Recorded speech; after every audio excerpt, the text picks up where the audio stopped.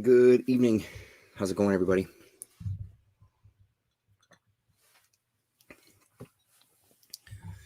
Excuse me. Watch your ears. um, Came back from bowling, a little tequila'd up, and figured I'd kind of chat about some stuff I've been reading. I'm not going to make it to this Sunday's chat. So a couple of things. Oh, Gorilla Todd, how's it going, man? A couple of things I've been reading. I was saying to Rasa at the end of our chat on Sunday, after we kind of stopped going live, with kind of the pain I've been dealing with and with work and stuff, I just haven't been motivated to read, but the pain is getting a lot better from this sciatica bullshit. So I'm feeling quite a bit better, which is a good thing. So I'm on an upswing. Went to see my doctor today and everything. Had some blood work done for various things. So it's just like last night and then today just felt like I was reading. Yeah, you're going to see some Corben for sure. So I've been reading. So I thought, since I'm not going to make it on Sunday, I was in the mood to kind of stay up a little bit and kind of chat, see who is around. So a couple of things I've been digging into. The first couple of things I'll just briefly kind of talk about.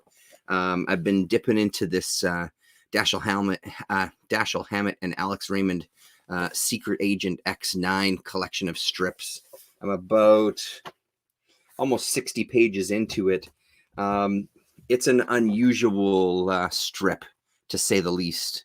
I like Dashiell Hammett. I think he's a great writer. I haven't read a ton of his stuff, but the stuff I have read, I really thoroughly enjoyed. I'm a big fan of Miller's Crossing, and I think it was The Gold Key, I want to say, is the kind of the book that it was based off of. Which is a fantastic novel. This one it's interesting. It kind of borders on almost ridiculous. There's these crazy kind of moments where it definitely feels gritty, but so far it kind of really teeters on the edge of that grittiness is a little ridiculous, and there's some things that don't quite make sense. It's a fun read, but I don't know. I'm not totally sold on it yet, but I've still got a chunk to go. So who knows what's going to happen there. Yeah, thanks, man. It's great to feel better. It ain't fun. So I went to when I was getting my blood work done, it's down an end of town where Cover to Cover is, and I don't get there nearly as much as I want to. It's one of the better comic shops in town. I mean, I should say all of the comic shops in town are phenomenal, but I really like Cover to Cover. I've always really loved it. Tony there is a hell of a guy. He's got a boatload of back issues, and it feels like it's another one of those places. No matter when I go and no matter what kind of mood I'm in, I always find some really great stuff. I kind of, as I'm sure a bunch of you do, I've got a running list on my phone of things that I want to look for, based sometimes off of videos that I've been watching. I kind of keep kind of a running file.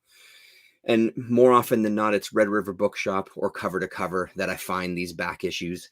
So I was looking specifically for which sort of ties in with the Corben stuff I was going to talk about, or I am going to talk about. I was looking for Supernatural Thrillers #3. He had 1, 2, 5, 6, and then a couple of other issues. Didn't have 3 or 4. So, but I'll talk about that when I get to it. But he did have a couple of Marvel fanfare that I was very curious about. P. Craig Russell and I thought it was Charles Vess as well here, but maybe Vess just does some of the backup pinups. Oh, okay. So Charles Vess does the second story. It's Doctor Strange stuff in the back, and it's Spider-Man in the front. So it's P. Craig Russell inking Mike Barr and Sandy Plunkett. So it's Marvel Fanfare #6 with a gorgeous P. Craig Russell cover. Really, really stunning cover there. Yeah. And then vest doing a Doctor Strange pinup on the back, and then the second half is Doctor Strange. I don't know a ton about this Marvel fanfare stuff. I kind of picked up. I have a couple already, but there's a couple that I'd like to get my hands on. Change that lighting a bit there. There's a couple I'd like to get my hands on because it looks like some really, really good stories and really good artists attached to some of these issues. And then here's the Vess story, that back cover. Yeah, this cover, Todd, I agree with you. This cover is just phenomenal. I wish the interior, pardon me, I wish the interior looked like that as well too. It doesn't look bad by any stretch, but like this page is pretty great. For example, some of those panels there are pretty phenomenal, but I absolutely love that cover. And then in the same vein was issue number 8. I picked up issue number 8, and it's a Doctor Strange story as well too. P. Craig Russell on the back there. And this one has Carmine Infantino and Craig Russell on the first story. And then the backup has a bunch of Bill Sienkiewicz portfolio in the back, which is killer. Some really great stuff there from Sienkiewicz. So, including a Doctor Strange and a Hulk. Really great. I'm not a huge fan of the coloring in these. It's not horrible, but it's not kind of my it's not my preference. There's a Thing issue I love. Okay, I'll have to keep my eyes open because, like I said, I do want to dip into some of them. There you go. There's some interiors of Craig Russell inking for the Doctor Strange story. So those will be, I'm hoping they'll be good. The couple that I've read previously, fantastic, have been really fantastic. I found a couple of Call the Conqueror. So this is from volume 3, right? Yeah, so this is volume 3, number 2. On the Winnipeg Facebook, Winnipeg Comic Addicts Facebook, I won issue number 1. They had a little bit of an auction going on there. I think I got it for $1 or $2. I don't remember how much, a couple of bucks anyways. So I've got issue number 1 coming to me, and then I've got 3, 4, and 5 already. So I found number 2 and number 6. I think this went 12 or 13 issues, this volume. I'm looking to get this entire volume. I've really been, the few issues that I've read, I really, really enjoyed quite a bit. Surprisingly more than I thought. Thing issue, yeah, that's when you got a bunch of virgin covers for cover price. Catch all for artists to work on different characters. Yeah, and that's kind of the fun thing about that Marvel fanfare. I like that idea of getting these artists, just a variety of writers and artists, jumping on to different characters that they normally wouldn't have covered. So this cull is, let's get to the credits here. Yeah, look at these pages, man. That's great stuff there.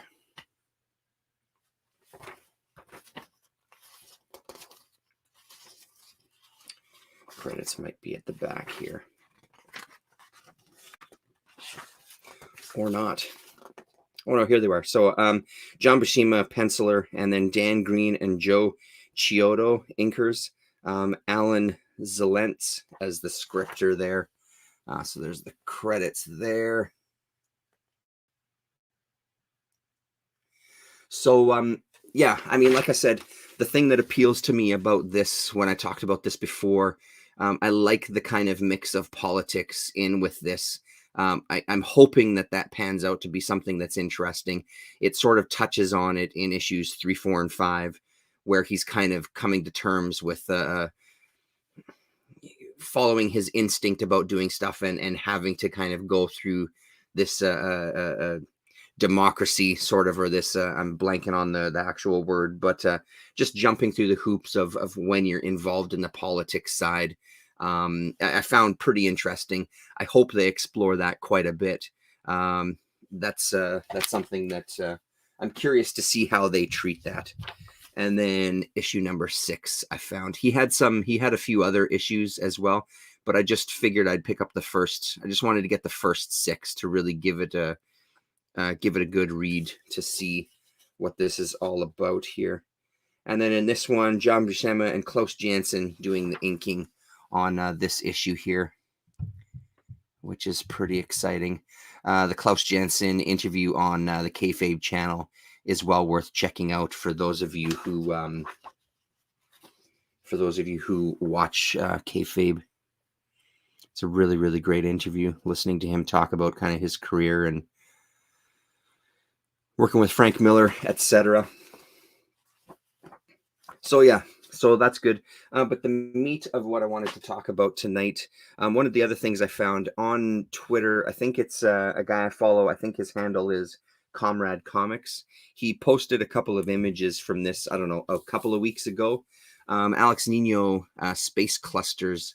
So it is a DC graphic novel number 7, Arthur Byron cover and Alex Nino. With a crazy, I read this afternoon, with a crazy kind of sci-fi, with this almost like bounty hunter following this killer. And then they kind of hit a portion of space where they get sucked into a black hole and they become almost these entities. It's really, really wild. It's a wild fucking story. But one of the things I absolutely love, I mean, I've really grown to appreciate Nino's art, and one of the things that blows my mind about what he does is his kind of his ability to create these panel-less pages. This is a really good early example of it in this story, where he has kind of a central couple of images, but then around the outskirts, as you can see kind of the story unfolding around the edges here, is just stunning. And at first I wasn't a fan of the coloring the first couple of pages, but once I got into the rhythm of the book, I really love the coloring, but the marks that he makes on the pages, let's find a good example here, because there was a couple of just like completely drew me into the story. Yeah, stuff like this page I think is gorgeous. Some of these black marks and almost this, it's like he's working with a chisel tip felt to some degree. And all of these kind of lines here, I think, are so goddamn unique. They just border on someone that's just doodling, and he's really just, it feels like these pages are created in a space where he's just kind of going, you know what I mean? Like he's just drawing stuff. He's just laying marks down on a page and then seeing where those marks take him. Stuff like this as well too. All these black lines here, I think, are just gorgeous. These are beautiful pages. And when we were looking at the Demon Blade series, where he did some issues, he did a similar thing with one of the issues as well, with a lot of white space around the pages and around kind of these panel-less borders and things, where he was really like, I mean, that image, if you just blur your eyes and see those shapes and colors and motion on that page, I think is incredible stuff. There was one image where the 3D effect, this one here, this page here, I think is gorgeous as well, or this panel specifically, the flow of that red, the way that red leads your eye through the page. And then they're in two separate ships in kind of like a hyper sleep as they're traveling through space. But the way he lays those images on top of each other, there's a three-dimensionality there that just completely leapt off the page as I was reading it. But like I said, it's also an incredibly wild, almost Drouillet kind of vibe to some of these pages as well, to some of the shapes and some of the kind of imagery that's on here. It's still his style though, because his style really borders on graffiti culture and things. I really find that he has that sort of flow of that kind of classic graffiti that you even see today, but definitely that kind of early 70s. But it's also just this psychedelic kind of experience as they kind of they become conscious and become aware that there are these entities in space and they're in control of their space.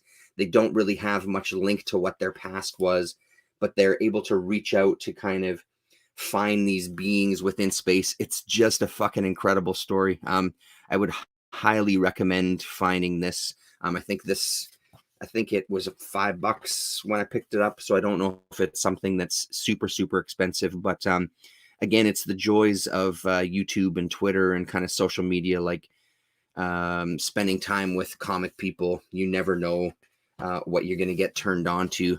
And I'm a huge shout out to Comrade Comics for bringing this one to my attention. As soon as I saw the cover, I'm like, oh yeah, I've seen that at cover to cover. So I'm going to need to get down there at some point and find it again. So I'm super glad I picked this one up. So again, this is Space Clusters, and well worth your time. And then there's some of the other books that are in the series. He had a couple of the other ones, but I might have one or two somewhere in one of the boxes. But this is the one that I wanted to pick up, and I'm very, very glad I did. So because I'm dipping into kind of Conan. Pardon me, I'm dipping into Conan. I'm dipping into some water. Stand by.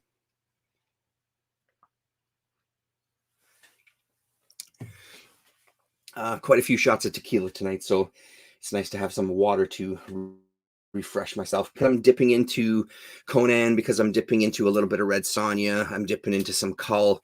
I thought it was a good opportunity to go and revisit Richard Corben's Bloodstar, which I really enjoyed the first time I read it. I fucking loved this story the second time.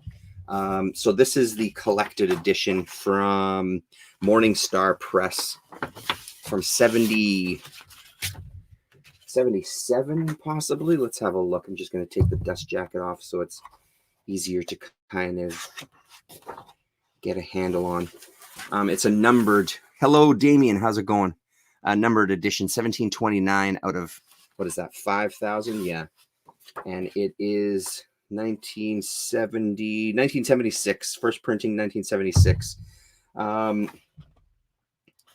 little bit of an intro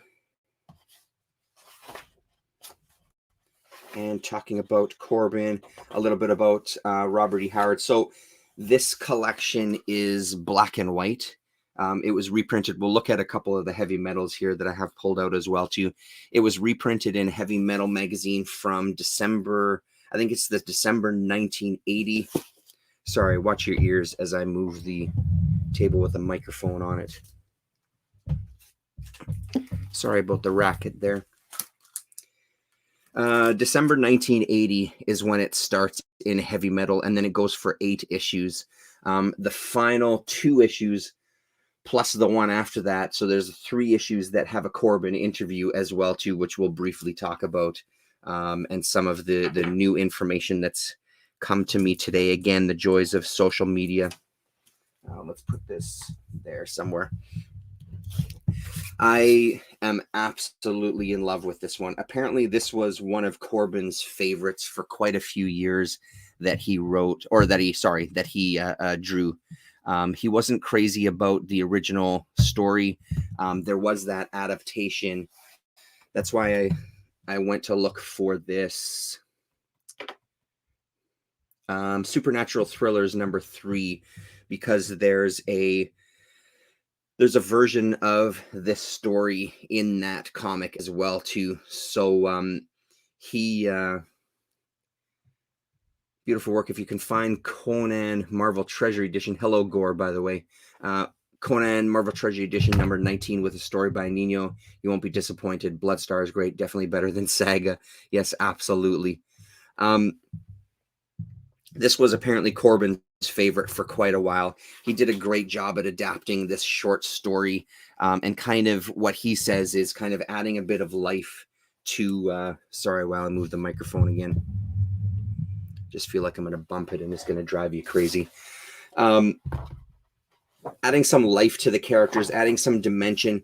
This is such a good book. I cannot recommend this enough. I think this is right up there with kind of the tops for me. There's this really nice world building. It starts with a complete kind of apocalyptic disaster with a planet, Pluto, I think it is, coming towards coming towards Earth and kind of killing most of the people on the planet. So then this takes place after that, the survivors and kind of the regrowth or the renewal of the human race. So they kind of go back to this almost barbaric times. And the black and white is fucking beautiful. So it has this kind of really nice love story at its core, but then it reaches into some cosmic kind of horror, goes into kind of like this tribal, traditional bits of story as he's kind of vying for the affection of the kind of king's daughter, who's to be wed to somebody else who kind of is his friend. They eventually escape, and they have a baby, and it just kind of unfolds from there. His wife kind of reaches a point where she wants to kind of be a part of her family's life again and introduce her father to his grandson. So they go back to kind of rejuvenate and renew that bond again. Let's get to some of this stuff here. When this sort of slug type of monster comes out, because there's some really nice touches. So it's almost like this slug treats corpses and kind of animates them. It's almost like it's a puppeteer to some degree. But this kind of work back here, as nice as some of this stuff looks in color, I think the effect is incredible with this black and white. It kind of has this airbrushed kind of feel to it. So you get the sense that it's this almost ghostly element behind. It's almost this ghostly element behind these figures that is manipulating them in real time. Let's get to some other images. So he goes and slays this giant snake so he can use its poison to dip his arrows into as he goes and gets this creature. He comes back and he ends up finding this guy who he was friends with, who he blinded before he left the village. And some really, really nice panels here, some really nice work here from Corben. But again, here's another good example, having this kind of giant slug creature in the backdrop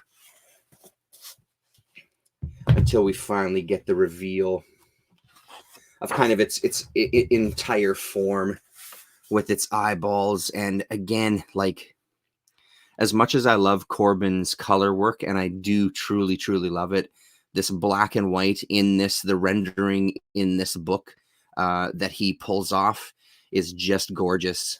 Every single page is really, really stunning. It really feels like he put a lot of time and energy into this book. I mean, I'm going to completely gush about this. These 2 pages I thought were beautiful. Completely silent for these 2 pages as he's kind of engaged in battle with this giant kind of slimy slug creature. And this here, where he's jumping up in the air, or gets thrown up in the air rather, comes crashing down to earth, I think is fantastic. Hopefully that's coming out for you there on my Winnipeg internet. Love it. And one of the other panels, so basically it's their friend, and Grom is his name. He was from a different tribe. He ends up kind of becoming friends as they have a kind of tribal warfare. Bloodstar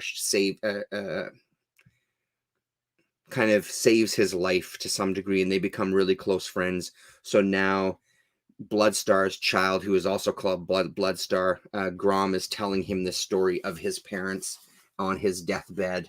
And that image, like, look at that face. That's a life that's been led in that face. That's not somebody who's just sitting on that page. That's someone with 3-dimensionality that's lived an entire life, that's lived this story that we've read. And that's kind of the final image as the spirits of the mother and father and Grom at a younger age, while he's being embraced by Bloodstar, a young Bloodstar there. I'm telling you, man, this is unbelievable. Honestly, Damien, it's worth every penny. This one wasn't cheap for me either. I don't remember how much I paid for it, but it wasn't cheap. But honestly, it is so completely worth it. The only thing I would say is, nah, I wouldn't say anything actually. It's completely worth it. Honestly, it's worth every penny of that $60. I found it just so engaging.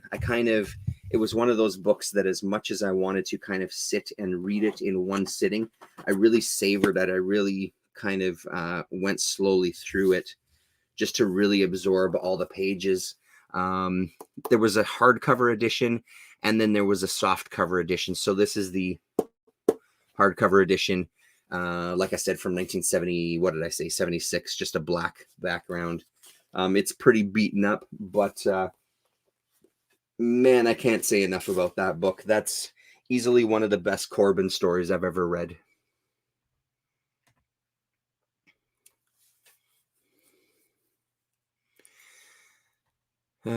Saga Talk here. Volume $60 on my comic shop. That's a good price. Yeah, and honestly, it's not a horrible price, because some of this older Corben stuff isn't easy to get your hands on, and it does get pretty pricey. Corben always looked odd to me, but always struck a chord. Yeah, he was unique, and especially, like, it's funny that you say that, because even in the underground, when he was doing work with the underground artists didn't really like him. They didn't like what he was bringing to it. But then kind of the overground or the ground level comics, they didn't really know what to make of him either, because they weren't really sure, with all the nudity and stuff, like what he was bringing to comics. They weren't crazy about it either. So he really sat in this era, or in this area rather, of this almost in between, where he didn't really fit in with anybody, but he kind of just kept doing what he was doing. And honestly, this is, out of all the Corben I've read, and I've read a lot of Corben at this point, this is like peak Corben. I would say that this is kind of an area that's peak, because even with some of his black and white work, as much as I love his black and white stuff as well, there is kind of these moments sometimes where his figure drawing it's still fantastic, but it doesn't kind of tip the scales, if you know what I mean. Like, it sort of doesn't hit the mark all the time. And I mean, I like that stuff too, because again, it's this idea of his own style. But this one, I think, hits the mark 99% of the time within the book. So as I was saying, so it started in heavy metal. We'll look at some here. We'll pull this one out. So this is the last issue. So this is July 1981 of Heavy Metal Magazine. Hello, For the Love of Comics. How are you? Thanks very much for tuning in there. I always thought of Corben as an illustrator of my strangest dreams. Corben was 3D with his artwork. He 100% was. He had this ability to kind of really sculpt things, and I think that came from, we'll look at it. I'll show you briefly in the Heavy Metal issue from August of 1981. They show a couple of photos of the models that he would make, like the sculpts that he would do, so he could kind of position them and shine light, so he could really get that that lighting effect that he would work off of. We'll talk about the interview in a second, but let's see that page. So here's kind of, there's that black and white, one of the black and white pages with him getting launched up in the air by the giant slug. So again, there's absolutely nothing wrong with the coloring in this whatsoever. Corben was kind of a master, as we all know, those of us who have kind of hung out on this channel and talked about it before. We all know that Corben was really experimenting with color, especially in the underground comics where it wasn't really being used to its full effect. He had this ability to, he just had this natural tendency towards color and how to use it. So that page even is kind of the predecessing page that we saw earlier in black and white. And again, it's gorgeous, but I much prefer the black and white in this case. To have the full, or was that the issue before? Yeah, it was the issue before, where we get kind of the full spread of the monster. And as he kind of he kills it and it goes kind of skulking back into its pit. You can see it dripping down into the pit as it's kind of dying there at the end, and changing the colors of the creature itself to kind of this green with a purple and blue backgrounds, and that orange sky and stuff. Really still stunning. Let's go to that final image here. Yeah, here he is. Oh, man. And there we go. There's the colored version of Grom there on his deathbed. And you can still see, like, the coloring doesn't take away from that life in that face, that you can still see there very clearly. And then there's that final image.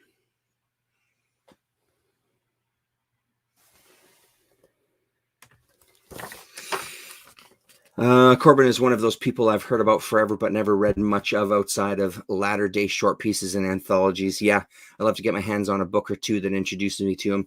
Honestly, I would say that this would be a really, really good place to start. And like I said, you can either go the heavy metal route where you're in the color, or you can go this, like I said, I think it was before you popped in. There's a hardcover version of this from '76, I think I said. There's also a soft cover version as well too of a Bloodstar. So I would highly recommend. This would be a fantastic place to start. Any of his Fantagor titles, when he kind of had his own imprint or whatever, his own kind of label, that stuff is fun as well. But honestly, I'd go for the kind of the classic stuff. Here's some Neverwhere, for example. All of this stuff is really great. And again, the color is great, but honestly, I'd try to dip into his black and white work. And then any of the undergrounds that you can find. Yeah, these pages are falling out again. Another kind of collection that I picked up on the cheap. That's not in the best of shape, but honestly, when you can get your hands on Corben, you just get your hands on Corben. Yeah, I mean, I won't pull out a ton of shit, but you know, some Den, and I've got some art books and the Bodyssey, and you know, etc., etc., etc. I've got a ton of it here up on the shelf. So the other thing that happens in these issues, so June, July, and August 1981, there's an interview with Corben. I read the first issue of the interview, and it is such a strange interview.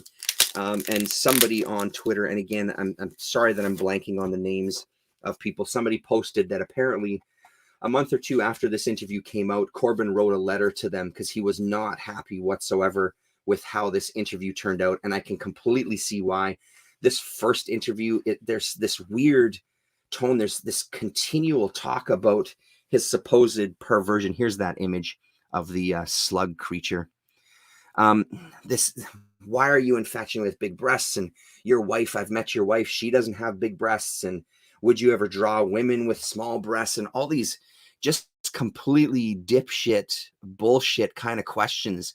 And Corben just lays into them in a later issue of Heavy Metal when he writes a letter and he says, I expect you to write this letter in its entirety without any sort of commentary, because I am not impressed with the way that piece was edited, and stuff that I thought you were kind of cracking a joke about looks like it was serious questions and serious answers in print. So he was not happy with this whatsoever. So this is the first.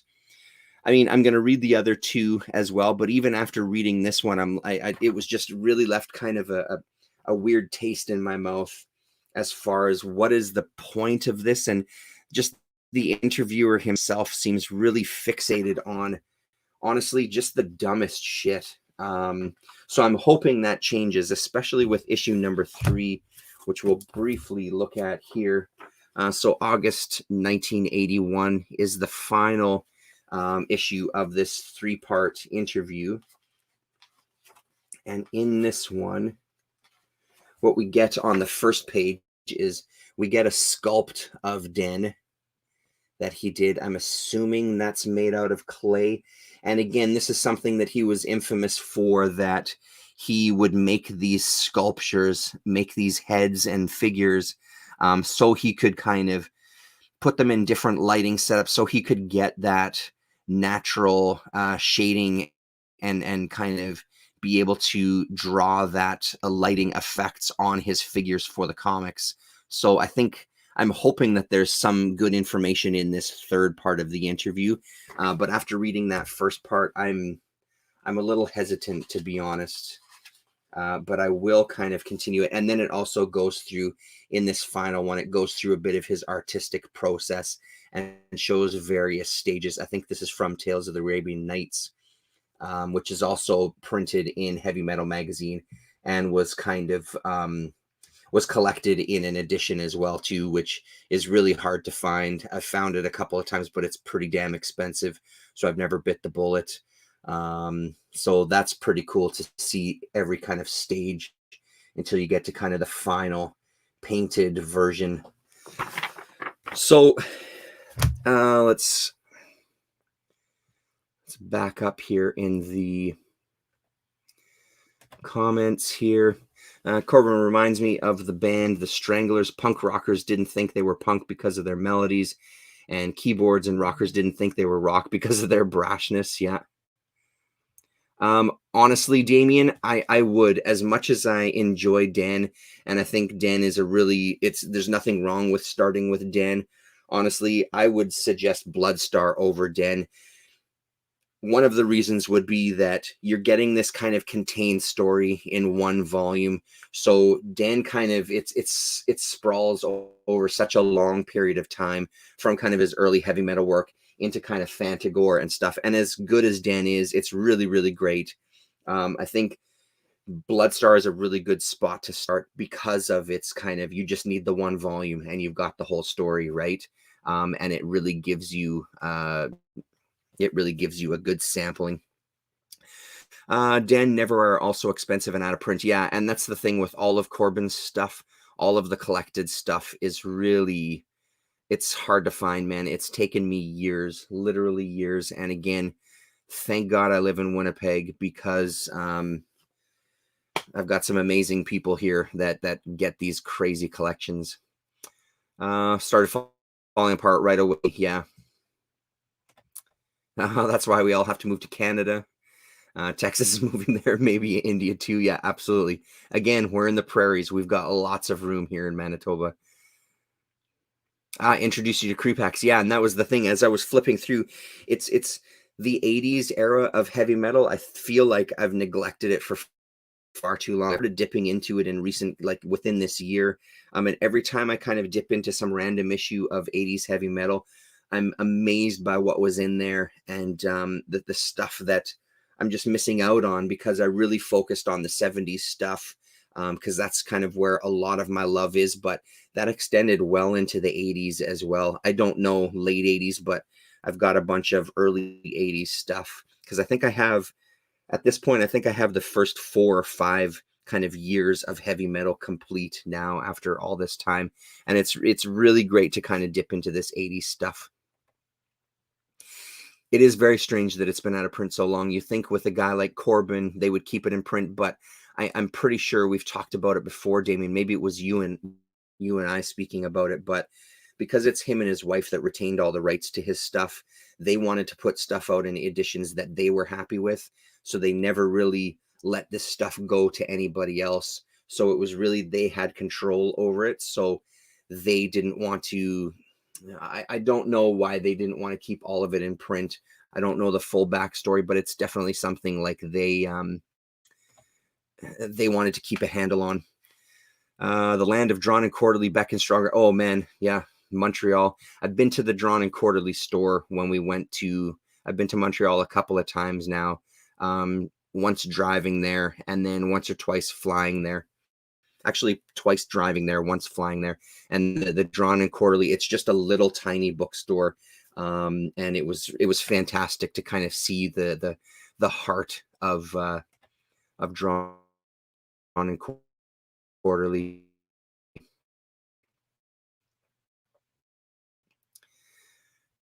Texas has Dallas Cowboy cheerleaders. Yeah, they go well with the Bombers cheerleaders, the Blue cheerleaders. I should have worked some of those years. Some of the stories that appear in here, they will be reprinted. There was one that I was looking at. I don't know if it was in this one.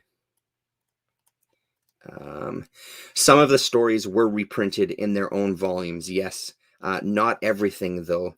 For example, there is in this issue Starlin's Outland, and I don't think that's ever had its own standalone collection, but there was things like Texarkana that eventually got released by, was it Four Winds or was it Eclipse? Let's see, maybe it's in this issue here. And then, of course, there was some Creepack stuff. Yeah, here's Texarkana. So this, for example, they ended up collecting it in an edition itself. There was some Mobius stuff. There was some all sorts of people. And here's some Creepack stuff. So some of it was collected in its own editions, but not all of it. The heavy hitters, the big names, were collected in their own editions. Oh, sweet, Todd. I've been trying to draw more lately and started class tonight. That's incredible. I'd love to see. I haven't seen your streams for a while. I'd be curious to see what kind of stuff you're drawing.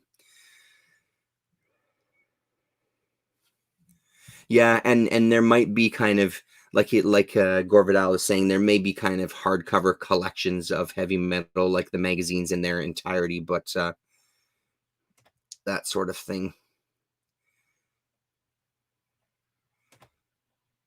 But for months until the clerk looked at me and said I wasn't old enough to buy it. Amazing.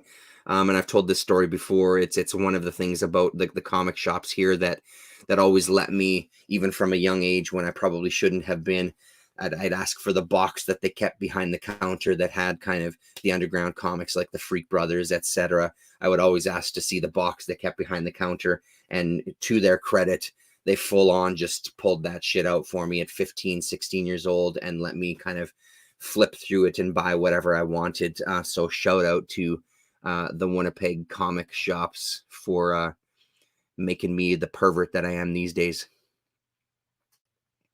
His wife has talked about getting more in print, only mentioning Europe. Okay, so for the Corben stuff. So that's that. Like I said, so I mean, tonight's recommendations, Space Clusters by Alex Nino and Arthur Byron cover. Incredible book. So this is from DC Graphic Novels. This is graphic novel number 7. Pardon me. And then Bloodstar, highly recommended.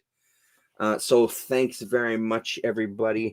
And I think, like you said earlier, Damien, it's really nice to kind of have that ability to compare the black and white to the color. It was really nice to kind of sit side by side and open the magazines and open the book and see how that translated. Both are phenomenal, but I would lean more towards the black and white. So I say buy it, Damien. Just go for it. Just absolutely go for it. Thanks very much, everybody. It was good to see you. Thanks for hanging out. For the love of comics, Gorvidal, Sleepy Reader, Gorilla Todd. Good to see you, fellas, and we'll talk to you.